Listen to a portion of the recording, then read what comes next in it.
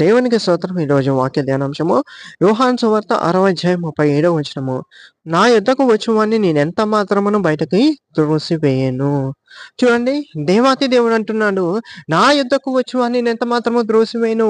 నువ్వు ఎలాంటి పరిస్థితిలో ఉన్నా సరే, ఎంత బురదలో కూరుకుపోయి ఉన్నా సరే, ఎంత బురదతో నిండిపోయి ఉన్నా సరే, నీ తలంపులు ఎంత చెడిపోయినా సరే, నీ ఆలోచనలు ఎంత చెడిపోయినా సరే, ఎంత పాపంలో మునిగి తేలుతున్నా సరే, ఇలాంటి శాపకాడులు ఉన్నను సరే, నువ్వు నా దగ్గరికి రా, నేను నిన్ను బాగు చేస్తాను అని యేసుక్రీస్తు ప్రభు సెలవిస్తున్నాడు.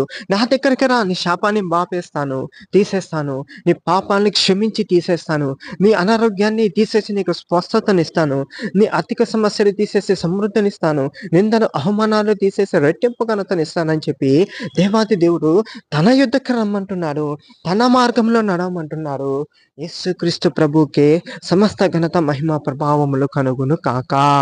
ఎలాంటి పరిస్థితిలో వచ్చినాను, నేను నిన్ను నెట్టేయను, నేను నీతో పాటు ఉంటాను, నీ బాధ వింటాను, నీ వేదన వింటాను, నీ శ్రమ నేను వింటాను. మనుషులు వినకపోవచ్చు, మనుషులు విన్నప్పుడు ఆ క్షణం వరకు అయ్యో అని, పాపం అని జాలి చూపించవచ్చు, కానీ నా దగ్గరకొచ్చి నాకు నువ్వు మొరపెట్టుకుంటే నేను నీ మాట వింటాను, నీ ఎడల జాలి కలిగి గొప్ప కార్యాలు నీ జీవితంలో జరిగిస్తాను, నీ బ్రతుకును మార్చేస్తానని యేసుక్రీస్తు ప్రభు సెలవిస్తున్నాడు.